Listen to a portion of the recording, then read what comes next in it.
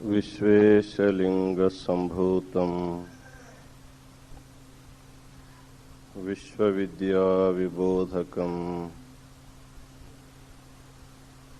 विश्ववन्द्यं सदा वन्दे विश्वाराध्यं जगद्गुरुम्। काशी ज्ञान सिंहासन के आदि जगत गुरु विश्वाराध्य से लेकर विश्वेश्वर शिवाचार्य पर्यंत जो गुरु परंपरा हुई है उसे अनेक प्रणिपात समर्पित करते हुए काशी महाक्षेत्र में हो रहे इस कोटि बिल्वार्चन के उपलक्ष्य में आयोजित इस संध्याकालीन महासभा में उपस्थित काशी वीरशैव विद्वत संघ के समस्त विद्यार्थीगण और इस समारंभ में उपस्थित हुए विभिन्न गांवों से आए हुए समस्त सद्भक्तगण और माताओं,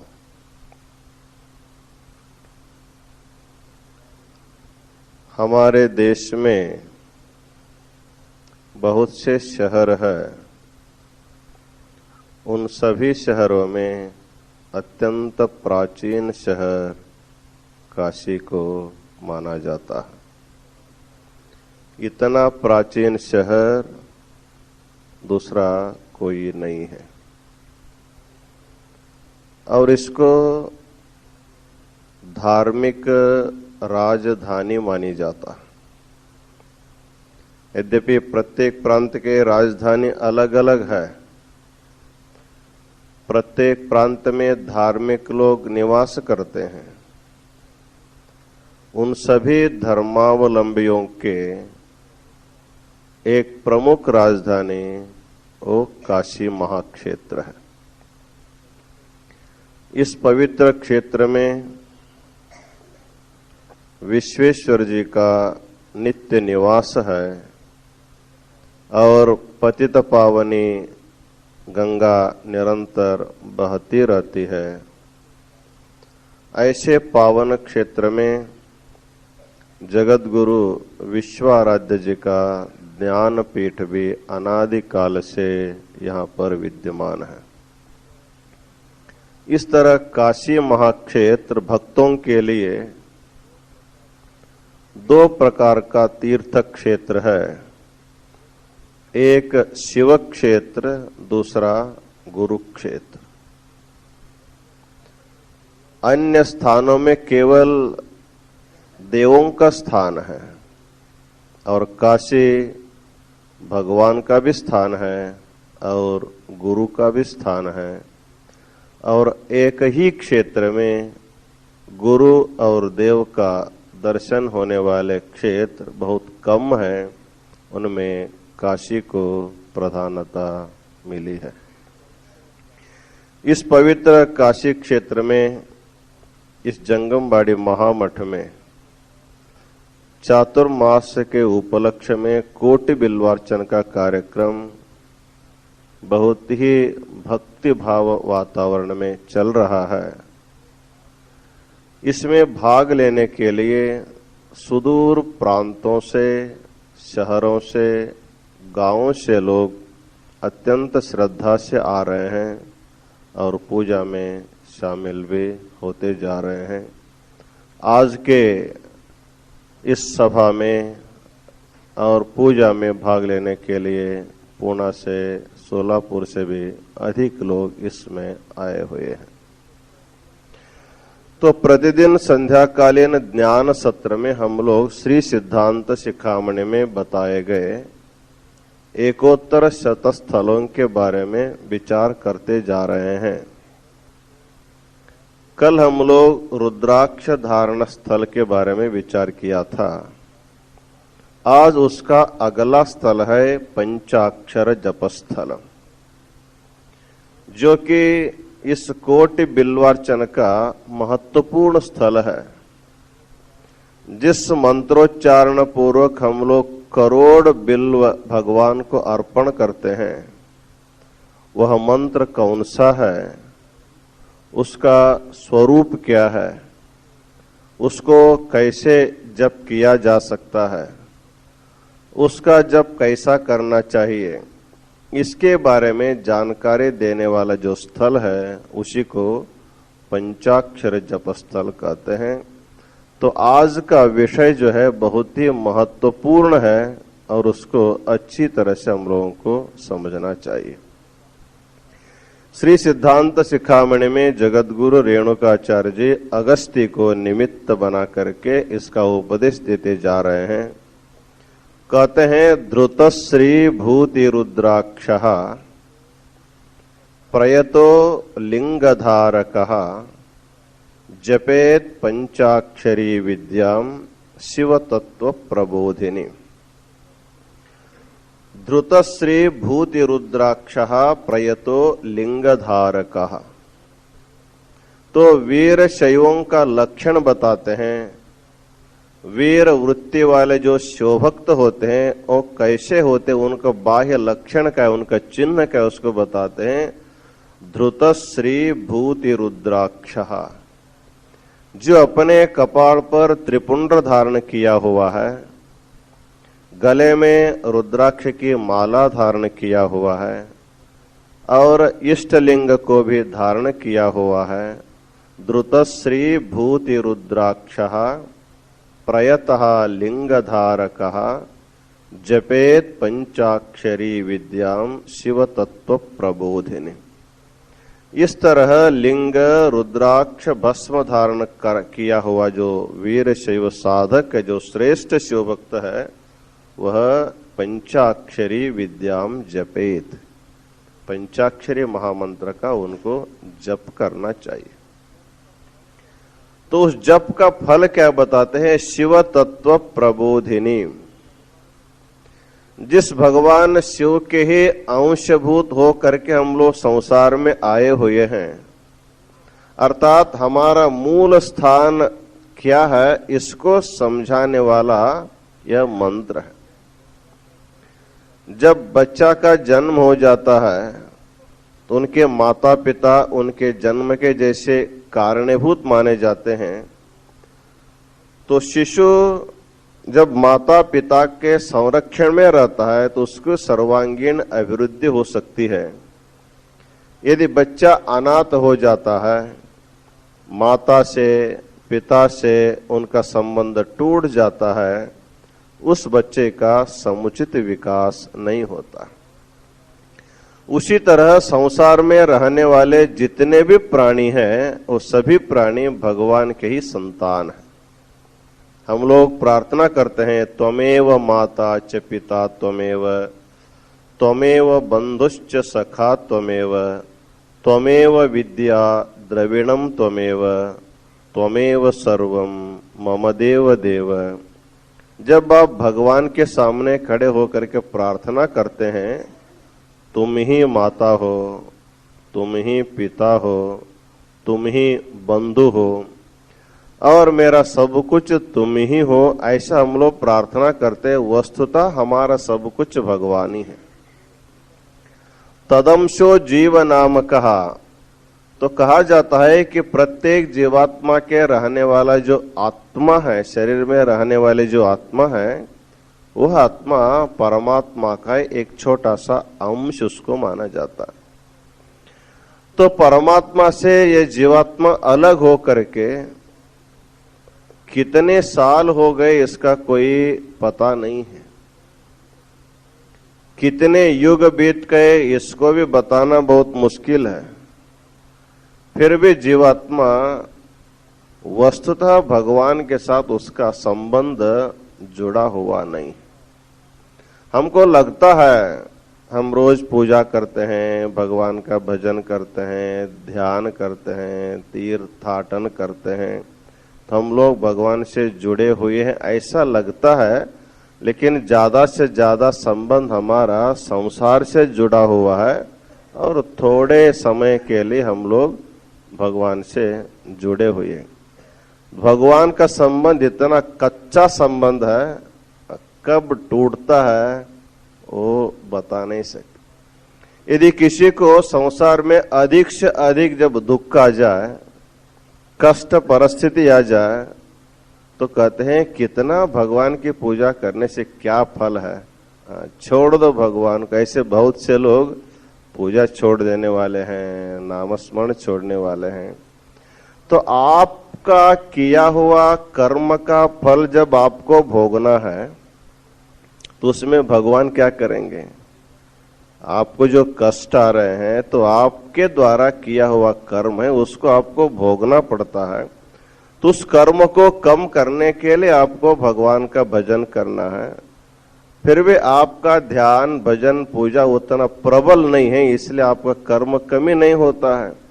इसको बिना समझे बहुत से लोग जो है भगवान के साथ जो भी थोड़ा सा संबंध है उसको हम कहते हैं कच्चा ही संबंध है, और जल्दी से जल्दी टूट जाता है।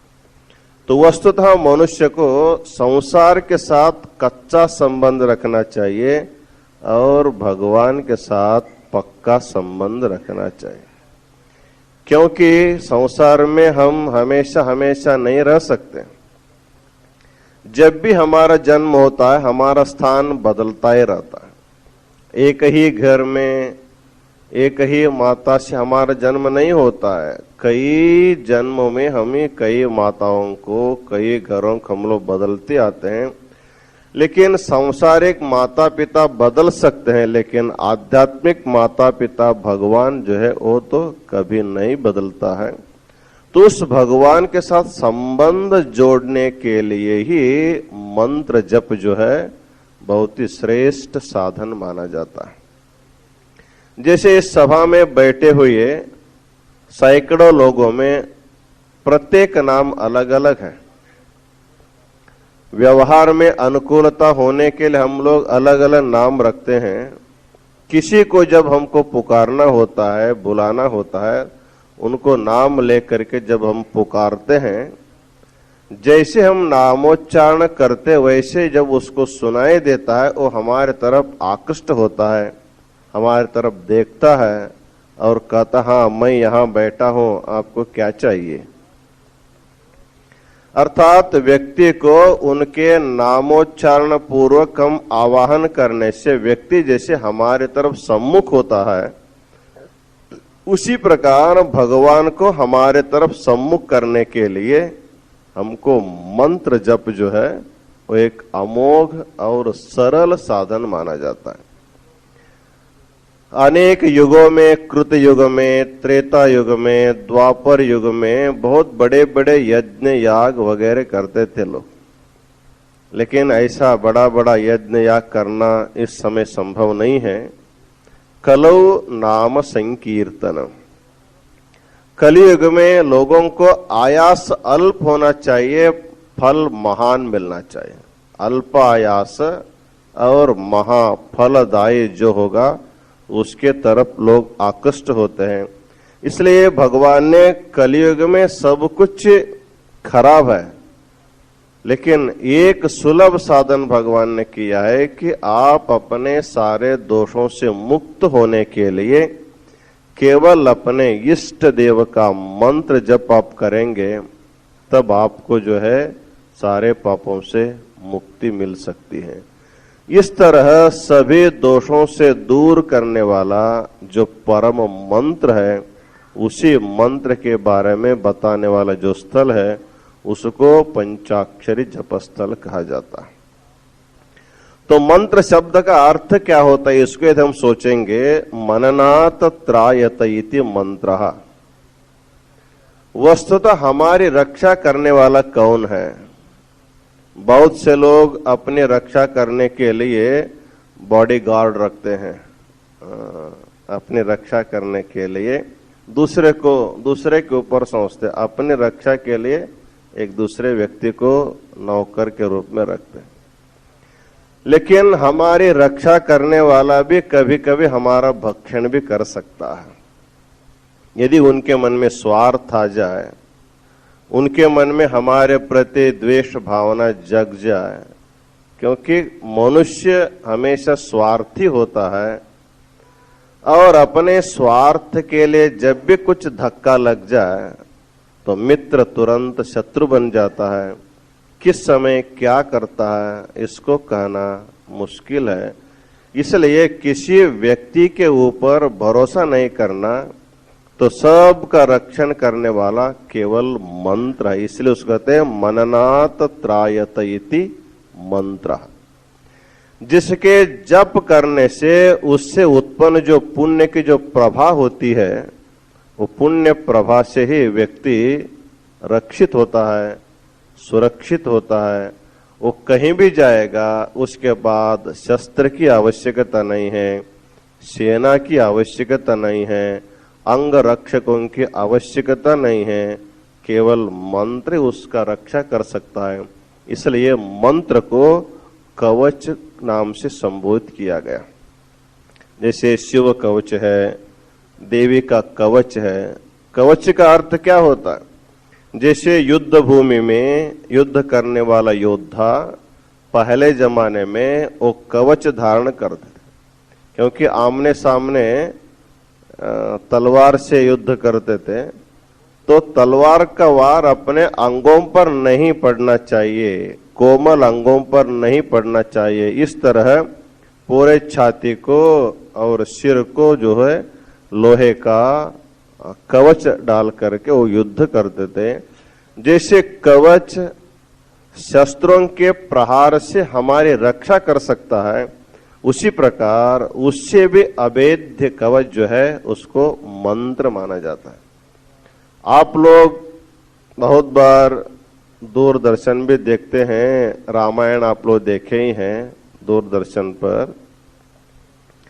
तो वाल्मीकि के आश्रम में अभ्यास करने वाले जो लव और कुश दोनों थे, तो उनको वाल्मीकि महर्षि ने उनको मंत्र विद्या सिखाया था।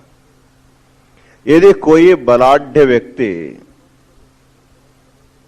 समर्थ व्यक्ति बहुत बड़े बड़े शस्त्रों का प्रहार भी आपके ऊपर करेगा, तो उस समय आप उनके ऊपर शस्त्र का प्रहार करने की कोई जरूरत नहीं है।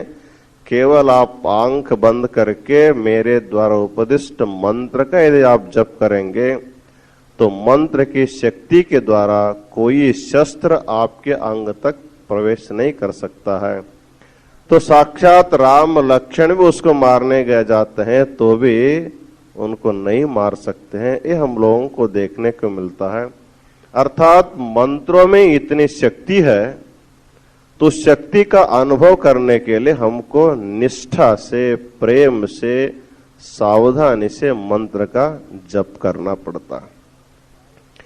तो इसलिए मननात त्रायत इति मंत्र, पुनः पुनः आवृत्ति करने से उससे एक पुण्य उत्पन्न होता है, वह पुण्य ही हमारी रक्षा करता है।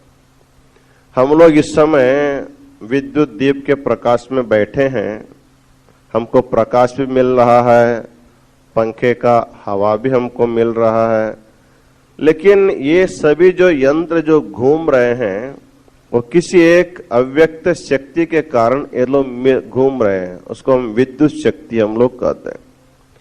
तो विद्युत शक्ति जहां पर उत्पन्न होता है वहां जाकर आप देखेंगे, जहां पानी का बहुत बड़ा जो प्रपात होता है वहां पर वहां चक्कर लगे हुए हैं, और चक्र जैसे जोर जोर से घूमते रहते हैं, तो उन्हीं के द्वारा ये शक्ति उत्पन्न होता है। वो शक्ति संग्रह करके उसका कहीं पर भी उपयोग किया जा सकता है। उसी प्रकार जैसे एक चक्र अपने अंग के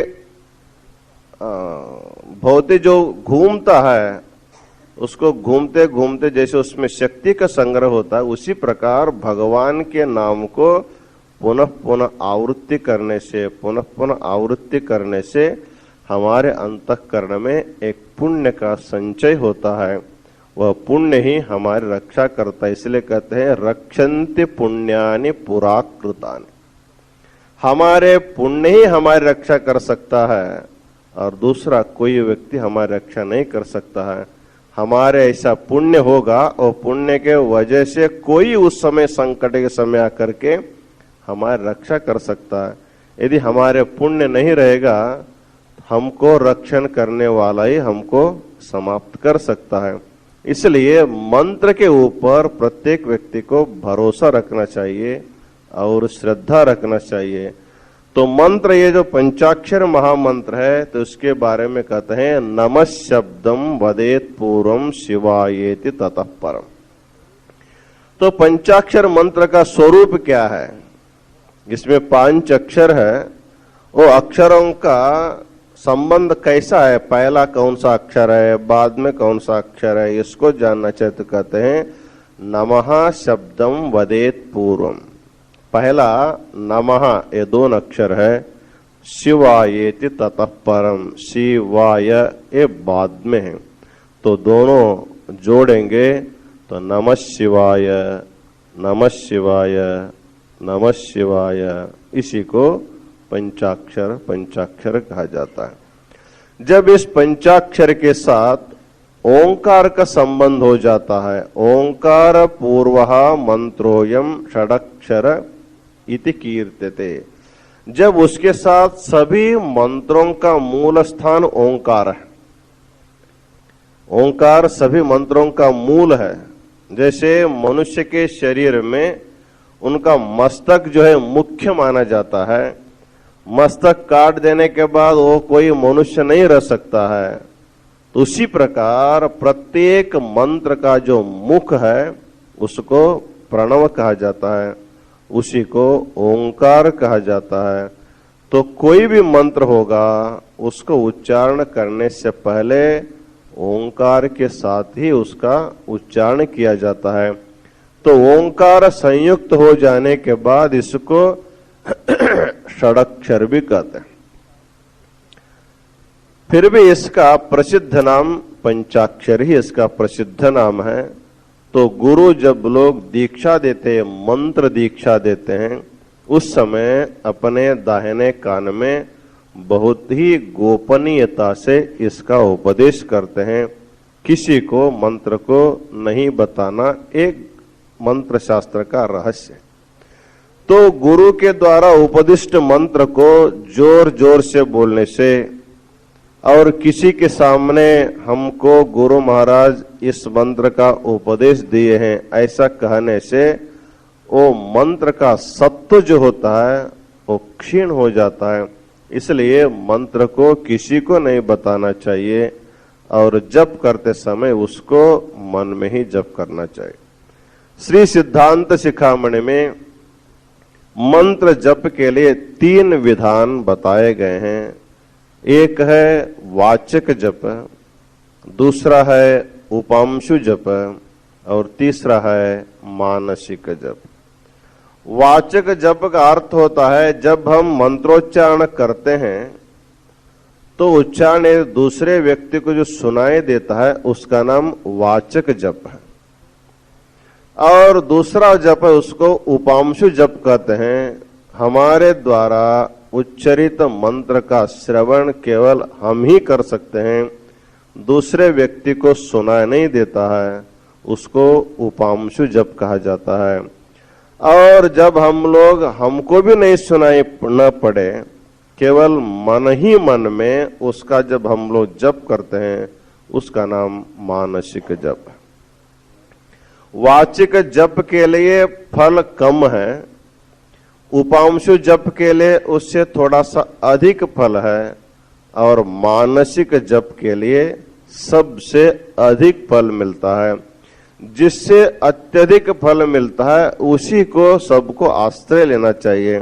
इसलिए जप करते समय मन में एकाग्र भाव से शिव ध्यान करते हुए मंत्रोच्चारण करेंगे तो हमारे मन की जो मलिनता है वो सारी मलिनता दूर हो जाती है और भगवान के साथ हमारा संबंध जो है जुड़ जाता है। इसलिए पंचाक्षर महामंत्र को 5 नाम बताए गए हैं। मूलम विद्या शिवः शैव सूत्रम पंचाक्षरस्तथा एतानि पंचनामानि पंचाक्षर महामनो। पंचाक्षर महामंत्र के 5 नाम हैं। मूल मंत्र, विद्या मंत्र, शिव मंत्र, शैव सूत्र मंत्र और पंचाक्षर मंत्र, ये मंत्र के 5 नाम हैं। एक एक नाम का भी एक एक रहस्य है। उसको मूल मंत्र इसलिए कहा जाता है, इस संसार में 1 नहीं 2 नहीं 7 करोड़ मंत्र हैं। सप्तकोटिषु मंत्रेषु मंत्र पंचाक्षरो महान। मंत्र शास्त्र में बताते हैं 7 करोड़ मंत्र माना जाता है। इन 7 करोड़ मंत्रों का जो मूल स्थान है उसी को पंचाक्षर मंत्र होने के कारण उसको मूल मंत्र कहा जाता है। अर्थात जितने भी मंत्र है सभी मंत्र इसी पंचाक्षरी मंत्र से ही इनका उत्पत्ति हुई है। जैसे आप लोग एक बगीचे में खेत में वृक्ष लगाते हैं, उसके जो मूल जो जड़ होते हैं वो जड़ के आधार पर ही वृक्ष टिका हुआ रहता है। आप जो भी देंगे पानी खत वगैरह उसको जड़ को ही देते हैं, मूल को ही देते हैं, तो मूल के द्वारा है वृक्ष जिसे संरक्षित होता है। उसी प्रकार संसार में रहने वाले 7 करोड़ मंत्रों के उत्पत्ति के मूल स्थान पंचाक्षरी महामंत्र होने के कारण इसको मूल मंत्र कहा जाता है। और इसका दूसरा नाम है विद्या मंत्र। संसार में जन्म लिए हुए प्रत्येक व्यक्ति को ज्ञान की आवश्यकता है। प्रत्येक व्यक्ति ज्ञानी होना चाहता है, विद्या प्राप्त करना चाहता है। तो विद्या तो 2 प्रकार की विद्याएं हैं, एक है आध्यात्मिक विद्या और दूसरी है भौतिक विद्या। जिस विद्या से केवल हम अपना पेट भरण कर सकते हैं, अपने परिवार को सुख सुविधा दिला सकते हैं, वह विद्या लौकिक विद्या है, उसको अपरा विद्या कहा जाता है। और दूसरी विद्या है हमको सद्गति देने वाली विद्या है, उसको आध्यात्मिक विद्या कहा जाता है। जो व्यक्ति इस पंचाक्षरी मंत्र को श्रद्धा से जप करता है तो उसकी बुद्धि इतनी शुद्ध हो जाती है, पवित्र हो जाती है, वह व्यक्ति लौकिक विद्या भी अच्छे से अच्छे प्राप्त कर सकता है। और साथ ही साथ जो अत्यंत दुर्लभ अध्यात्म विद्या है, सभी विद्याओं में जिसका स्थान श्रेष्ठ माना गया है, ऐसा जो अध्यात्म विद्या भी इसी मंत्र जप से हमको प्राप्त होता है, इसलिए इसका नाम विद्या मंत्र, मूलम विद्या। इसको शिव मंत्र भी कहते हैं, क्योंकि इस मंत्र के अधिष्ठात्र देवता भगवान शिव है। तो शिव शब्द का अर्थ है सबको कल्याण देने वाला, सबको मंगल प्रदान करने वाला। संसार का जितना भी दुख है उसको स्वयं स्वीकार करके सबको आनंद देने वाला केवल भगवान शिव होने के कारण उस मंत्र के जप करने से भगवान शिव ही मुख्य अधिष्ठाता होने के कारण इस मंत्र का नाम शिव मंत्र है। और इसको जप करने से व्यक्ति के मन में शिव भावना, जैसे भगवान के शिव के मन में जैसे मंगलमय भावनाएं हैं, कभी भी किसी के अकल्याण भगवान नहीं करता है, सबका कल्याण ही करता है। उसी प्रकार इस मंत्र जप करने वाले व्यक्ति के मन में किसी के प्रति अकल्याण करने की भावना नहीं होती है। इस तरह वह व्यक्ति व्यष्टि से समष्टि तरफ जाने की एक योग्यता उनको प्राप्त हो जाती है, इसलिए उसका नाम शिव मंत्र कहा जाता है। उसका और एक नाम है शैव सूत्र। जैसे ब्रह्म सूत्र, सांख्य सूत्र, योग सूत्र, हमारे देश के प्राचीन महर्षियों ने जो ज्ञान को, अपने सिद्धांत को लोगों को समझाने के लिए सूत्र की रचना उन लोगों ने किया। प्राचीन काल के लोगों को ज्यादा बताने की जरूरत नहीं थी, एक वाक्य बोल दिए और उस दिन का प्रवचन खत्म हो गया। इस समय जैसे हम घंटा भर बोलते हैं, 2 घंटा बोलते हैं, कुछ लोग सोते हैं, कुछ लोग खाते हैं, कुछ लोग किस तरफ देखते हैं, उस समय के जमाना ऐसा नहीं था।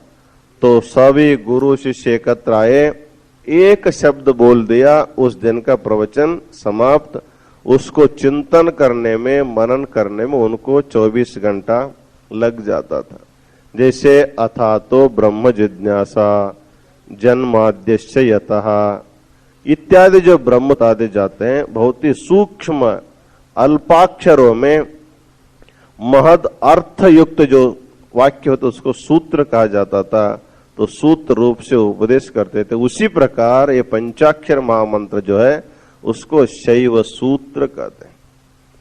अर्थात जितने भी भगवान शिव के तत्व को प्रतिपादन करने वाले हजारों हजारों करोड़ों करोड़ों जितने ग्रंथ है, प्रतिपादन करने वाले हजारों हजारों ग्रंथों का अभ्यास करना उतना ही है, और केवल पंचाक्षरी महामंत्र का जप करना भी उतना ही है। तो कौन सा सुलभ है?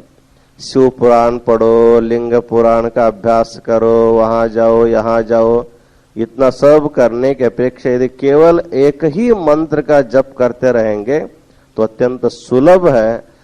और सभी ग्रंथों को पढ़ने के बाद जो तत्व ज्ञान हमको प्राप्त होने वाला है तो केवल पंचाक्षरी महामंत्र का जप करने से भी हमको मिल जाता है।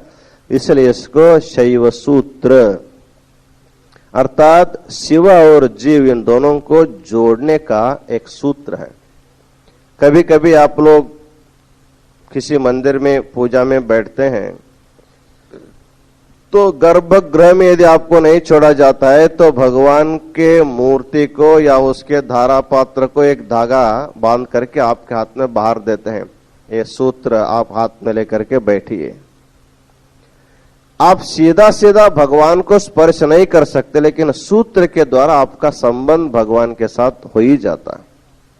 जैसे विवाह समारंभ होता है, पंच कलश की स्थापना करते हैं और इधर गुरु महाराज बैठे रहते हैं, उधर वधु और वर दोनों बैठे रहते हैं। तो क्या करते हैं? तो दोनों का संबंध होना चाहिए। तो सूत्र, एक सूत्र जो है गुरु महाराज के हाथ में रहता है, दूसरा सूत्र जो है वधु वरों के हाथ में देते हैं। अर्थात सूत्र के द्वारा संबंध करने की परंपरा प्राचीन परंपरा है। तो उसी प्रकार पंचाक्षर महामंत्र जो है भक्त और भगवान को दोनों को जोड़ने वाला बहुत ही मजबूत ऐसा एक सूत्र है। वह कभी टूटने वाला सूत्र नहीं है, कभी आपको भगवान से दूर करने वाला नहीं है। उसके केवल धारण करने से आप कहीं भी रहेंगे तो भगवान के साथ आपका संबंध निरंतर जुड़ा हुआ रहता। हमारे देश के जितने भी ऋषि महर्षि हो गए हैं, उन्होंने जो नवीन नवीन शास्त्रों का जो आविष्कार किया है, सांख्य शास्त्र का, व्याकरण शास्त्र का, वेदांत शास्त्र का, जितने भी ग्रंथ उन लोगों ने पहला जो लिखा है वो कोई ग्रंथ पढ़ करके नहीं लिखा। इस समय यदि कोई व्यक्ति शोध प्रबंध लिखता है, पीएचडी डिलीट का प्रबंध लिखता है, तो वो ग्रंथ के पीछे एक बिब्लियोग्राफी देता है। इसको लिखने के लिए मैंने कितने ग्रंथों का रेफरेंस लिया है, वो सब उसमें दिया हुआ रहता। अर्थात 1000 ग्रंथ पढ़ करके एक ग्रंथ की रचना आजकल के लोग करते हैं, पीएचडी करने वाले, डिलीट करने वाले। लेकिन पहले जमाने में ऋषियों ने, अभी शास्त्र कोई रचना नहीं था, उस समय पहला शास्त्र की रचना उन्होंने कैसा किया? तो कहते हैं ते ध्यान योगानुगता अपश्यन। उन्होंने ध्यान करने के लिए बैठ गया, तो ध्यान करते समय भगवान शिव का पंचाक्षरी मंत्र का जप करते करते तो भगवान के साथ उनका संबंध जुड़ जाता है।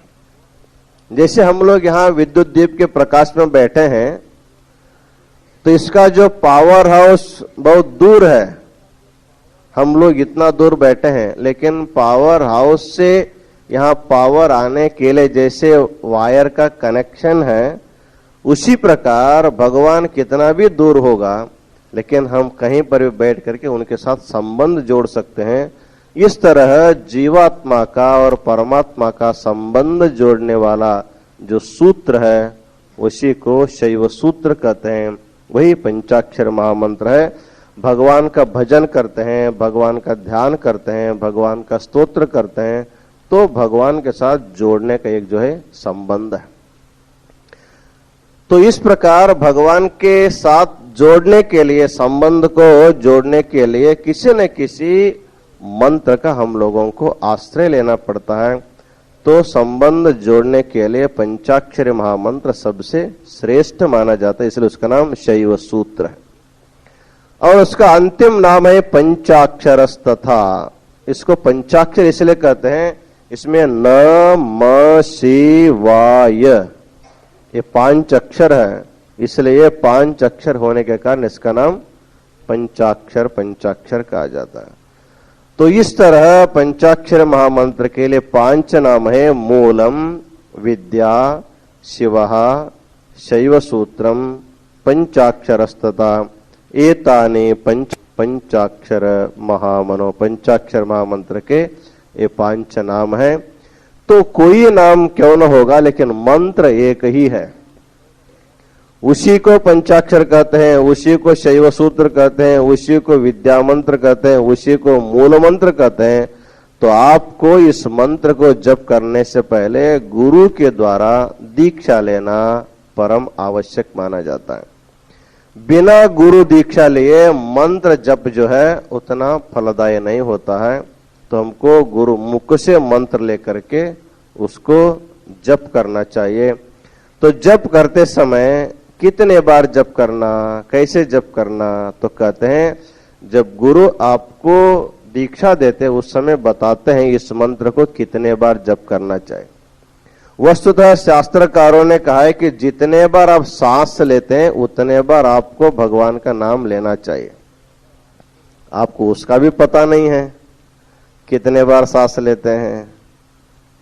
एक दिन गिन लीजिए बैठ करके, सुबह 6 बजे से दूसरे दिन 6 बजे तक 24 घंटा कितने बार आपका श्वास लेते हैं, कितने बार छोड़ते हैं, इसको गिनेंगे तो आपको पता लगेगा। लेकिन प्रत्येक व्यक्ति गिनने में असमर्थ होता है, इसलिए हमारे ऋषियों ने, महर्षियों ने उसको गिन के रखा है।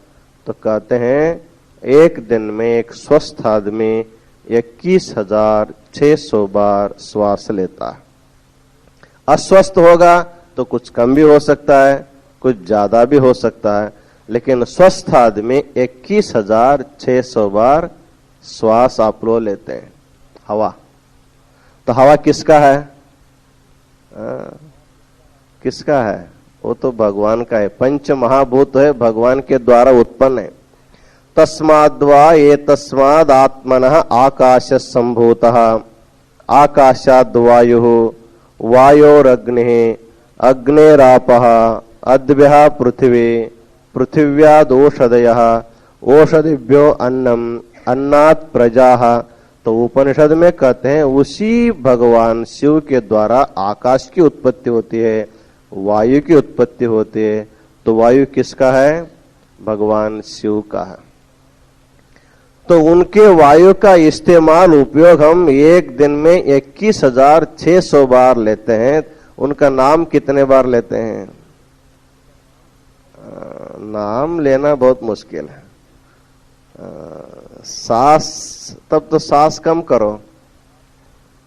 यदि आपको ज्यादा नाम जप करना संभव नहीं है तो ठीक है, सांस की संख्या भी कम करो।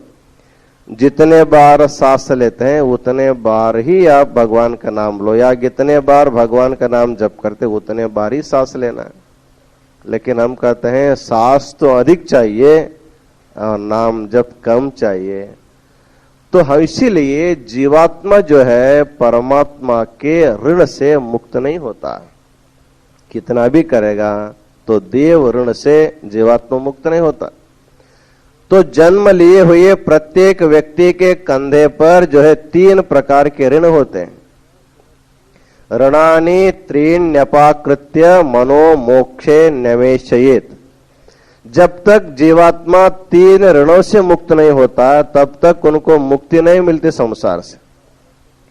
पहला ऋण होता है देव ऋण, दूसरा होता है पितृ ऋण और तीसरा होता है गुरु ऋण। इन 3 ऋणों से जो मुक्त होगा उसी को मुक्ति मिल सकती है। देव ऋण का अर्थ होता है हमको अपने पुण्य पाप के अनुसार हमको जो मानव जन्म मिला है उस मानव जन्म मिलने में भगवान की कृपा है, इसलिए भगवान का देव ऋण भी हमारे ऊपर रहता है। इसलिए प्रत्येक व्यक्ति को अपने अपने घर के देव अलग अलग होते हैं। हमारे घर के देवता ये है, हमारे घर के देवता है, उसकी पूजा करनी चाहिए। कभी कभी आपको बहुत संकट आ जाता है तो किसी ज्योतिषी के पास जाते हैं तो कहते हैं आप अपने देव को भूल गए हैं, इसलिए आपको भगवान त्रास दे रहा है। कोई भगवान आपको त्रास नहीं देता, आपका जो दुष्कर्म है वही आपको त्रास देता है। तो क्या करना चाहिए? अपने दुष्कर्म को दूर करने के लिए भगवान की अर्चना करने से हमारा दुष्कर्म दूर हो जाता है। इसलिए देव ऋण से मुक्त होने के लिए भगवान की पूजा, नाम स्मरण, इसको प्रत्येक व्यक्ति को करना चाहिए। भगवान की कृपा तो हुई है, लेकिन हमको जन्म जब मिलता है तो माता पिताओं के द्वारा मिलता है, तो माता पिताओं का ऋण भी प्रत्येक बच्चे के ऊपर रहता है। तो प्रत्येक व्यक्ति मातृदेवो भव, पितृदेवो भव, यह भावना रख करके जैसे भगवान के प्रति हमारी श्रद्धा होती है उसी प्रकार माता पिताओं के ऊपर भी हम लोगों को भक्ति करनी चाहिए।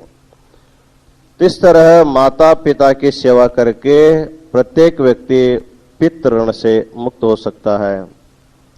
और गुरु ऋण भी जीवात्मा को रोकता है। जिस गुरु के द्वारा हमको दीक्षा मिलती है, हमको ज्ञान प्राप्त होता है, उनका ऋण भी हमारे ऊपर रहता है। तो इस प्रकार उनकी सेवा शुश्रूषा करके गृण ऋण से भी, गुरु ऋण से भी मुक्त होना चाहिए।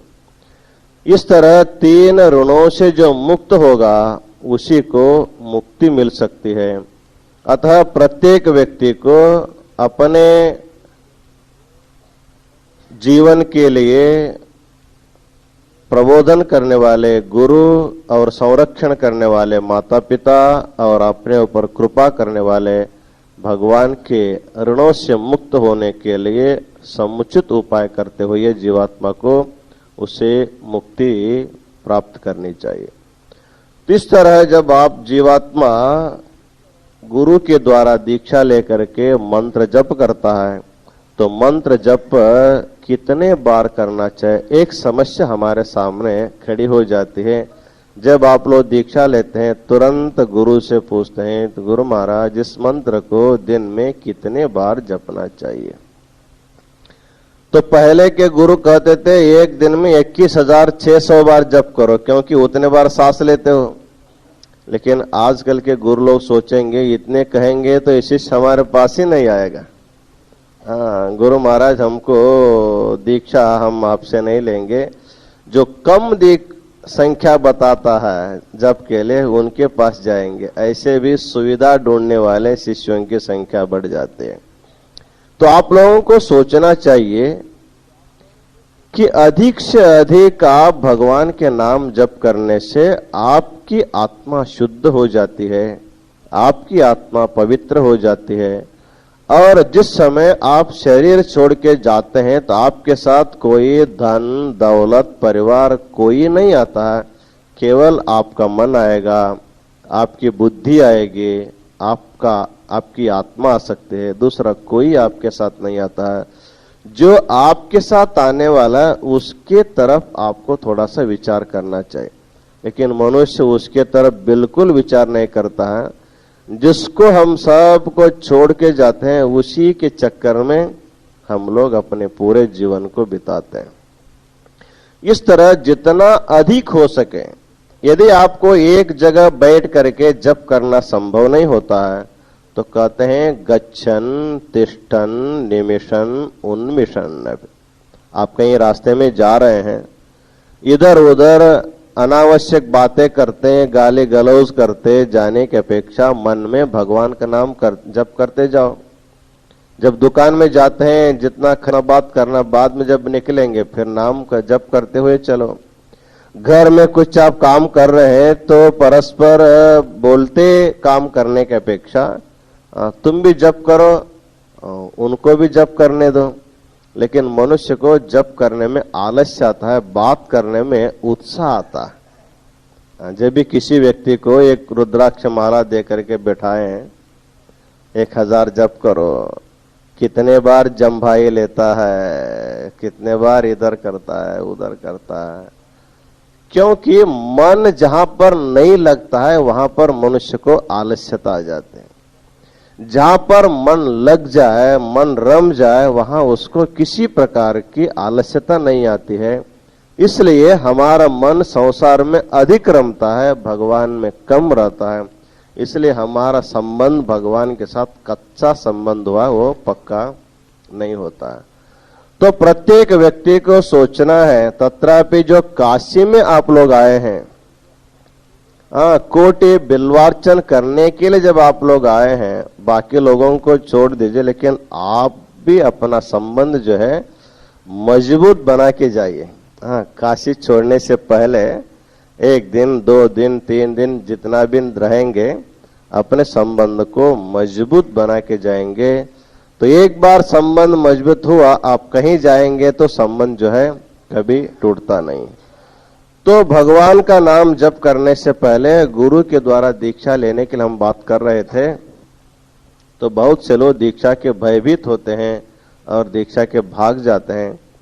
फिर भी कभी कभी जबरदस्ती से भी गुरु किसी किसी को दीक्षा भी देते हैं। एक छोटी सी कथा है। एक गांव में एक परिवार में एक गुरु के सारे शिष्य थे। तो घर में सभी लोग दीक्षा लिए थे, लेकिन एक व्यक्ति ऐसा था, वो गुरु जब घर आते तो घर से बाहर भाग जाता था। कहीं हमको गुरु दीक्षा न दे जाए, तो उनके बंधन में न आ जाए। तो उनके माता पिता सोचते थे, महाराज आप सबको दीक्षा दिए, लेकिन एक व्यक्ति अदीक्षित है, तो हमारा परिवार पूरा शुद्ध नहीं है, एक अपवित्र आत्मा है और सारे हम लोग पवित्र हैं, उसकी भी आप दीक्षा करो। तो गुरु महाराज एक बार ऐसा युक्ति करते हैं। पहले जब भी आते थे फोन करके पत्र लिख करके आते थे। एक बार ऐसा है, बिना बताए, जैसे स्कूल में इंस्पेक्टर जो है बिना बताए आता, आजकल बिना बताए नहीं आते, वो पहले सूचना देते हैं, वो लोग तैयार करके बैठे रहते हैं। तो पहले बिना सूचना दी आते थे, इसलिए क्योंकि शिक्षक बच्चों को अच्छी तरह पढ़ाते ही कि नहीं पढ़ाते, इसको अकस्मात परीक्षण करने से मालूम होता था। तो एक बार अचानक आ गए गुरु महाराज, शिष्य जो है घर में मिल गया। गुरु को देखते ही बाहर भागने को सोचता है, तो गुरु महाराज दरवाजे को बंद कर देते। घर के लोगों को कहते हैं इनको किसी हालत में बाहर नहीं छोड़ना, सब बंद करो, ताला बंद करो। जब भी उसको भागना है तो बाहर नहीं भाग सकता, अंदर ही भागेगा। अंदर ही भाग गया, उस कमरे से उस कमरे, उस कमरे से कमरे ढूंढते ढूंढते अंत में वो एक देवघर था, उसमें वो घुस गया। तो गुरुजी को अच्छा लगा, ठीक स्थान पर हमारा शिष्य हमें मिल गया, और जा करके उसको हाथ धर लेते हैं। कहते हैं तुमको आज दीक्षा लेनी ही होगी। महाराज हम कभी भी आपके दीक्षा नहीं ले सकते। वो उतना ही हट्टी था, गुरु भी उतना ही हट्टी था, दोनों हट्टे कट्टे भी थे। तो दोनों में जब तक वाग व्यवहार हुआ, जब शिष्य नहीं माना, तो गुरु जी ने क्या किया, उसको दर दबोच करके नीचे गिरा दिया और उसके छाती पर बैठ गए। कुश्ती भी हो गई, गुरु और शिष्य के दोनों की कुश्ती हुई।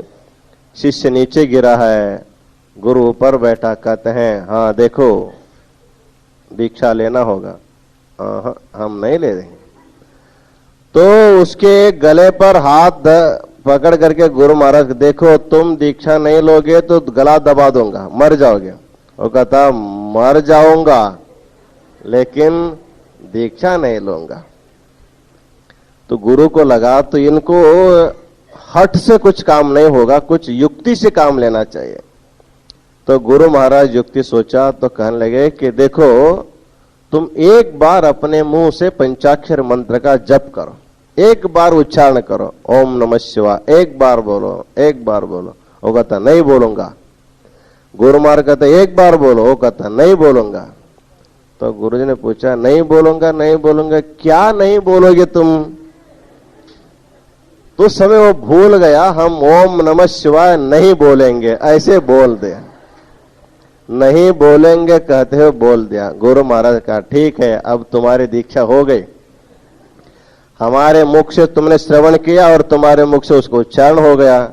तो एक बार भी इसका जब उच्चारण होता है, सकृत उच्चार मात्रेण पंचाक्षर महामनोह, जब इस पंचाक्षरी मंत्र का एक बार भी तुम उच्चारण किए है ना, इसका पुण्य बहुत बड़ा है, कभी न कभी प्रसंग आने पर तुमको इसका फल मिल जाएगा। ऐसा आशीर्वाद करके गुरु चले जाते हैं।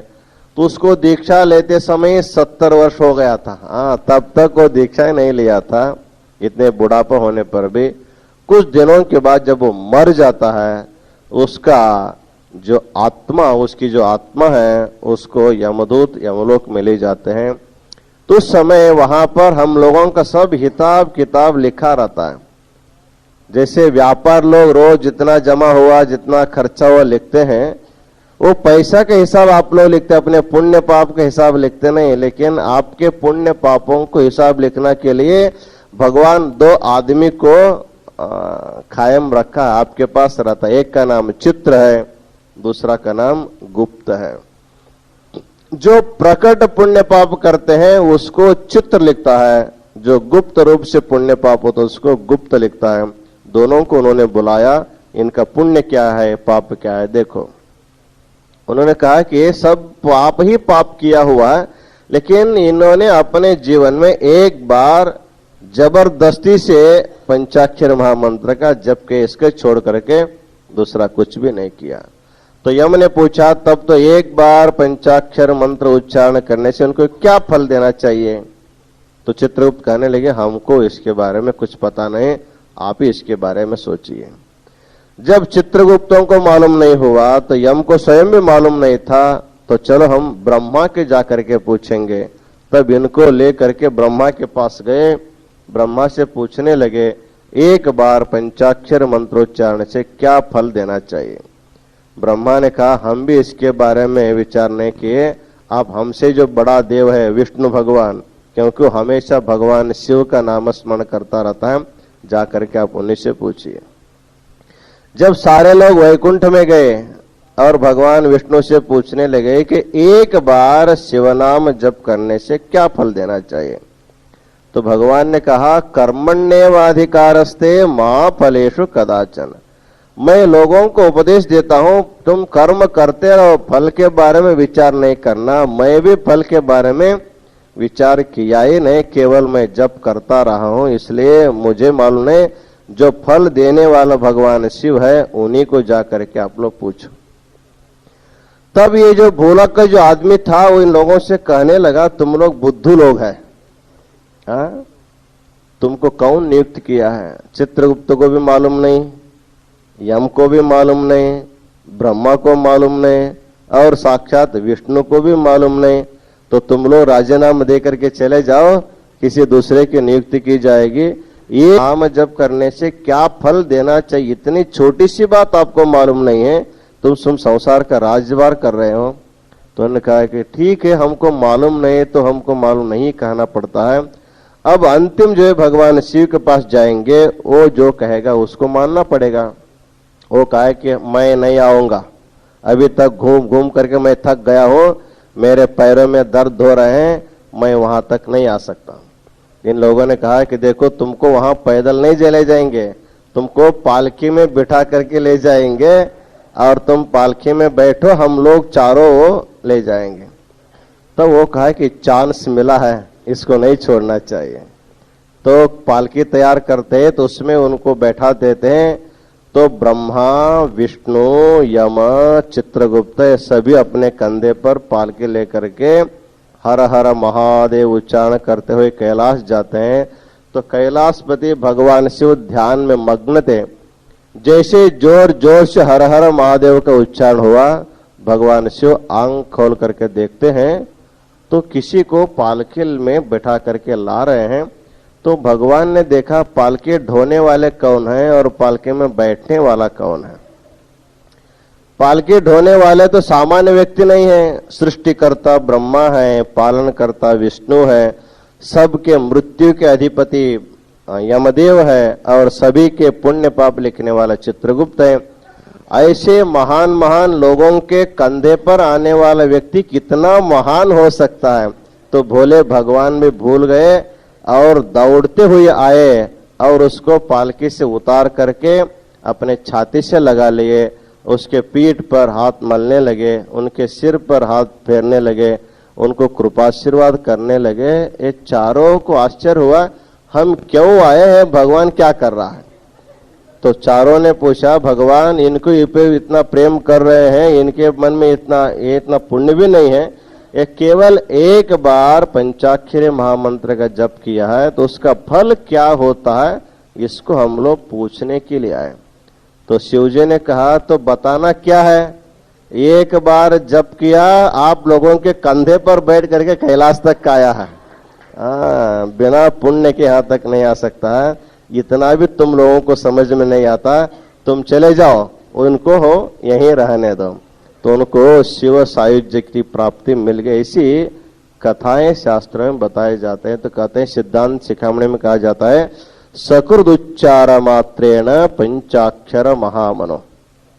इस पंचाक्षर महामंत्र का केवल एक बार उच्चारण करने से भी शिवलोक की प्राप्ति होते, शिव सायुज्य की प्राप्ति होते।